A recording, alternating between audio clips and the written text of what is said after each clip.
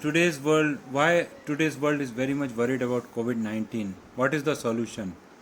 Are you worried? If you are worried, we always think that we listening not only to our prime minister but also to other leaders as well. Like India, there are many other countries who are worried. You know about WHO, World. W stands for World, H for Health, O means organization. World Health Organization is comprised of the entire world's countries as members. WHO works for stopping any kind of epidemic disease. So, Director General of WHO is speaking about coronavirus, COVID-19. What he is going to speak, just listen.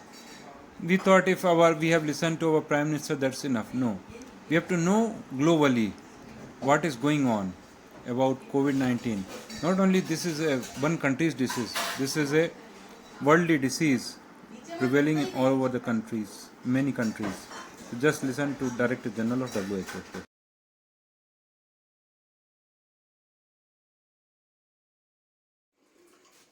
Thank you, Tariq.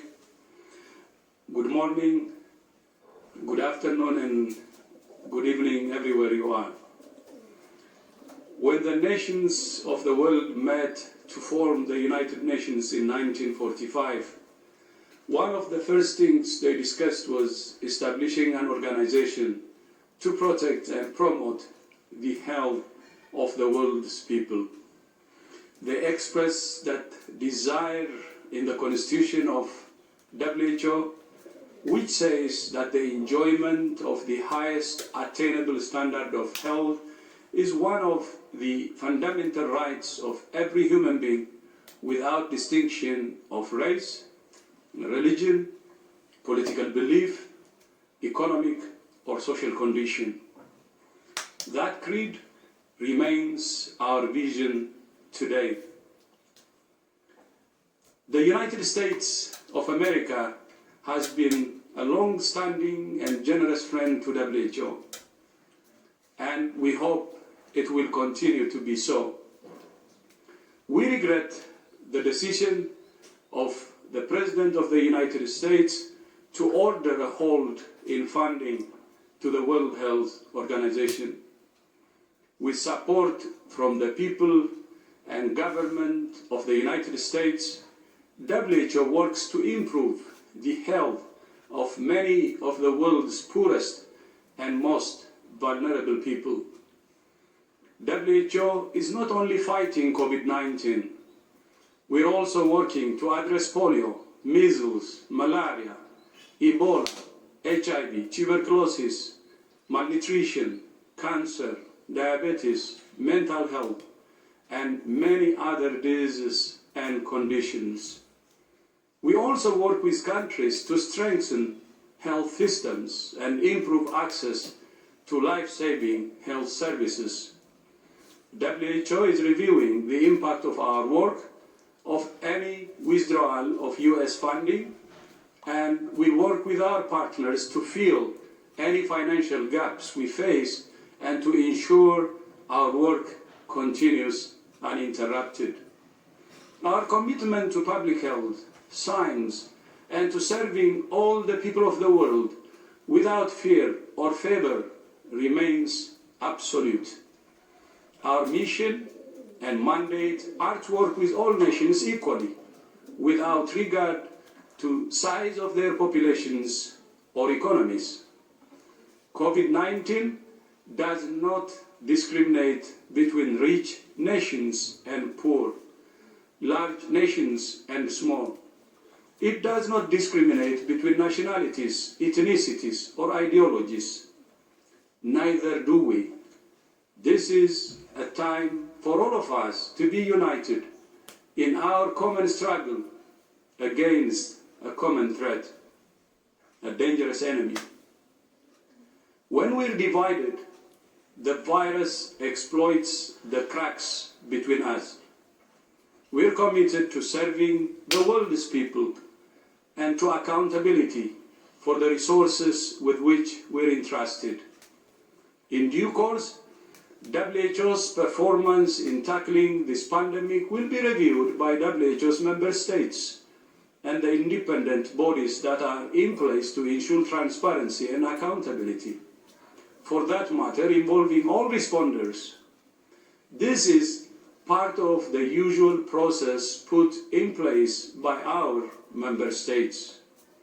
No doubt, areas for improvement will be identified, and there will be lessons for all of us to learn. But for now, our focus, my focus, is on stopping this virus and saving lives. WHO is grateful to the many nations, organizations, and individuals who have expressed their support and commitment to WHO in recent days, including their financial commitment.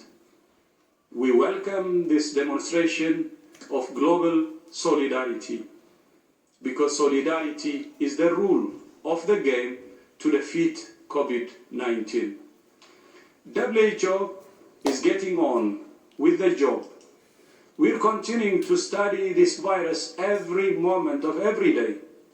We're learning from many countries about what works, and we're sharing that information with the world.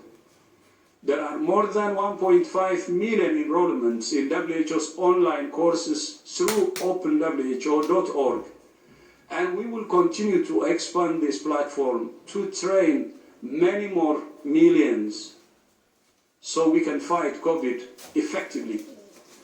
Today, we launched a new course for health workers on how to put on and remove personal protective equipment. Every day, we bring together thousands of clinicians, epidemiologists, educators, researchers, lab technicians, infection prevention specialists, and others to exchange knowledge on COVID-19. Our technical guidance brings together the most up-to-date evidence for health ministers, health workers, and individuals. Yesterday, I had the honor of speaking to heads of states and government from the ASEAN plus 3 nations, 13 countries. It was inspiring to hear their experiences and their commitment to working together to secure a shared future. As a result of their experience with SARS and avian influenza, these countries have put in place measures and systems that are now helping them to detect and respond to COVID-19. We are also continuing to work with partners all over the world to accelerate research and development. More than 90 countries have joined or have expressed interest in joining the Solidarity Trial, and more than 900 patients have now been enrolled to evaluate the safety and efficacy of 4 drugs and drug combinations. 3 vaccines have already started clinical trials. More than 70 others are in development, and we're working with partners to accelerate the development, production, and distribution of vaccines. In addition to the Solidarity Trial, I'm glad to say that WHO has convened groups of clinicians to look at the impact of corticosteroids and other anti-inflammatory drugs on treatment outcomes. Specifically, we're looking at oxygen use and ventilation strategies in patients. Any intervention that reduces the need for ventilation and improves outcomes for critically ill patients is important, especially in low-resource settings, to save lives. Last week, I announced the United Nations Supply Chain Task Force to scale up the distribution of essential medical equipment. Yesterday, the first United Nations Solidarity flight took off, transporting personal protective equipment, ventilators, and lab supplies to many countries across Africa. The Solidarity Flight is part of a massive effort to ship life-saving medical supplies to 95 countries across the globe, in conjunction with the World Food Programme and other agencies, including UNICEF, the Global Fund, Gavi, the United Nations Department of Operational Support, UNITAID, and others, and Africa CDC and African Union.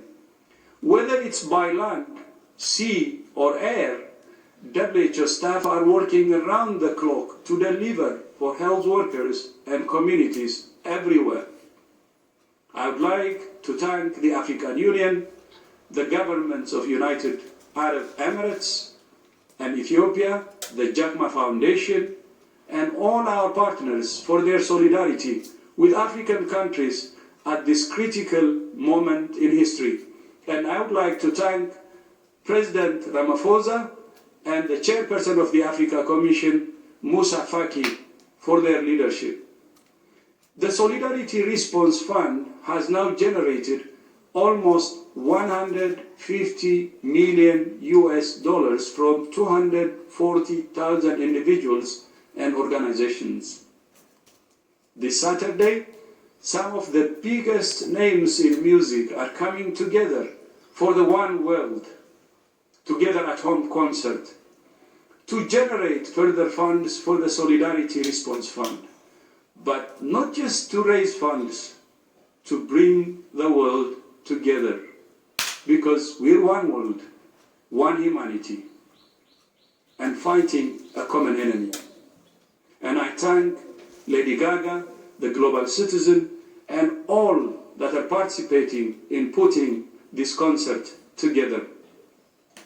We will continue to work with every country and every partner to serve the people of the world with a relentless commitment to science, solutions, and solidarity. I repeat, with a relentless commitment to science, solutions, and solidarity from WHO. Since the beginning, WHO has been fighting the pandemic with every ounce of our soul and spirit. We will continue to do that until the end. That's our commitment to the whole world. I thank you.